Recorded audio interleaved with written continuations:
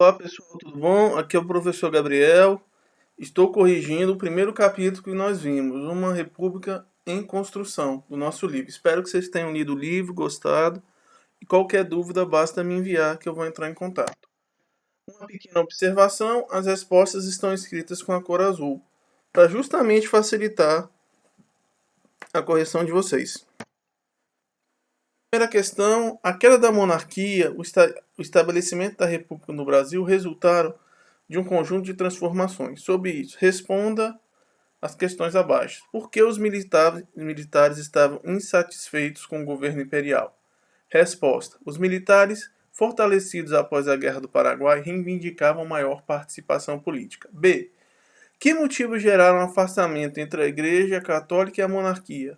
Fato que ficou conhecido como questão religiosa. Resposta: buscando recuperar o poder perdido com a submissão à coroa brasileira por meio do Pradoado, os bispos exigiram que os fiéis e os clérigos fossem maçons abandonassem essa prática. Isso gerou um dilema, já que a maior parte da elite era católica e maçônica. Contudo, o imperador autorizou que as ordens do Papa fossem ignoradas e mandou prender 2 bispos que insistiram em segui-las. C. Os cafeicultores do Oeste Paulista defendiam a implantação da República e do federalismo no país. De que forma eles seriam beneficiados com tais mudanças? Resposta: os cafeicultores do Oeste Paulista passaram a defender a República Federativa, pois cada província poderia assegurar mais autonomia política e financeira. D. Com a abolição da escravidão em 1888, 13 de maio de 1888, a partir da Lei Áurea, a Princesa Isabel assinou. Muitos fazendeiros de café do Vale do Paraíba, tradicionalmente aliados do imperador, também passaram a apoiar o movimento republicano. Por quê? Resposta: a abolição da escravidão trouxe descontentamento aos fazendeiros do Vale do Paraíba, já que eles eram dependentes do trabalho escravo.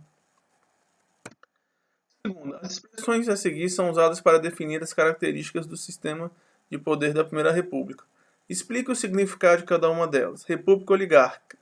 Resposta: expressa o controle político da república pelos grandes proprietários. A oligarquia é um termo grego que significa governo de poucos. B. Política dos governadores. Resposta: arranjo entre determinados grupos políticos das oligarquias estaduais, garantindo o poder e a governabilidade do governo federal. Política do café com leite. Resposta: pacto em grande parte da Primeira República que as elites de São Paulo e Minas Gerais estabeleceram para se manter no governo. Coronelismo, sistema marcado pela presença de um chefe político que controlava os eleitores, muitas vezes por meio da força. Era um antigo voto do cabresto. A pessoa votava. O voto não era fechado e secreto, ele era aberto e público. Votava por livre e espontânea pressão. Quem não votasse no candidato do coronel sofria violência física. Era terrível. 3. Leia o trecho a seguir de um livro do historiador José Murilo de Carvalho. Abre aspas. O povo assistiu bestializado à proclamação da República segundo Aristide Lobo. O povo sabia que a forma não era sério, não havia caminho de participação. A República não era para valer. Nessa perspectiva, o bestializado era quem levasse a política a sério. Era o que se prestasse à manipulação. Quem apenas assistia, como fazia o povo do Rio de Janeiro, por ocasião das grandes transformações realizadas à sua revelia, estava longe de ser bestializado, era bilontra. Bilontra significa quem era esperto. Logo, o autor do texto afirma que a República não era para valer. Explique o que ele quis dizer com isso. Resposta: segundo ele, a República não permitia a participação do povo e o Estado não agiria em prol do bem comum, e sim dos interesses da elite. B. Por que o autor considera bilontra quem não levava a sério a política? Porque não se deixa manipular pela elite, seria uma manifestação de esperteza. C. O autor do texto, o jornalista Aristide Lobo, tem a mesma opinião e postura da população da cidade do Rio de Janeiro frente às transformações que ocorriam naquela época? Explique. Não. Enquanto Aristide Lobo vê na postura da população um sentido de desconhecimento e alienação, o José Murilo de Carvalho argumenta que aquela postura era uma manifestação de descrença e recusa a se sujeitar à manipulação das elites. 4. Faça um texto comparando os movimentos do Canudo e do Contestado. Indique o local e a época de cada movimento, as motivações, os líderes, os grupos envolvidos e o desfecho de cada um deles.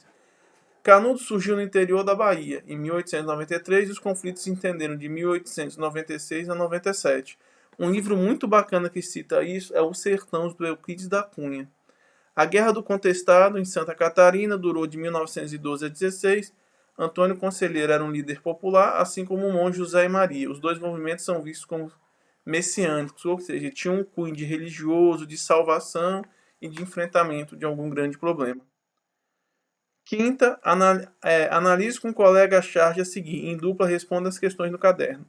Que aspectos da política brasileira do início do século XX o artista procurou representar na charge? A charge é muito engraçada, eu acho que vocês devem ter gostado. Representa o voto do cabresto, que a pessoa... O que é o cabresto? É tipo uma espécie de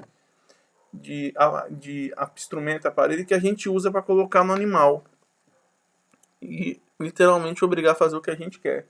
O cabresto, tipo algo que segure. Logo, o eleitor na República Velha tinha que votar por livre e espontânea pressão, porque o voto era aberto. Se ele não votasse em quem o coronel queria, ele era automaticamente punido. Na República Velha, inclusive, tinha um fato interessante. A fraude era tão grande que até os mortos votavam. Então era algo surreal. B. Escrever um texto para identificar e explicar a crítica que o artista da charge pretendeu fazer ao leitor e aos políticos daquele período. Resposta.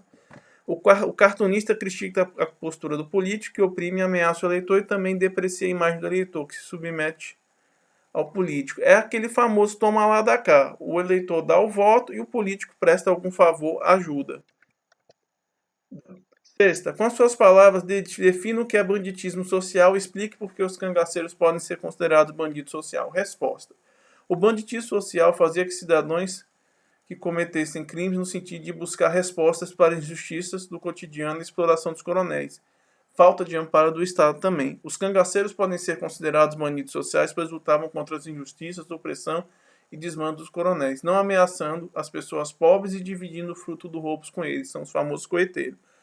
Eles geralmente participavam de uma grande justiça que eles buscavam uma forma de corrigir, vendo que não conseguia perante a lei, eles faziam justiça com as próprias mãos. É o caso de Lampião. Lampião teve um problema de um assassinato de um parente dele que literalmente fez ele entrar para a vida do crime. Passou quase 20 anos. Foi morrer em 1938 lá em Angicos, em Sergipe. Então, pessoal, espero que vocês tenham gostado da correção. Leiam o texto, façam um exercício, corrijam. Qualquer dúvida, basta entrar em contato. Pois um abração, tudo de bom. Tchau.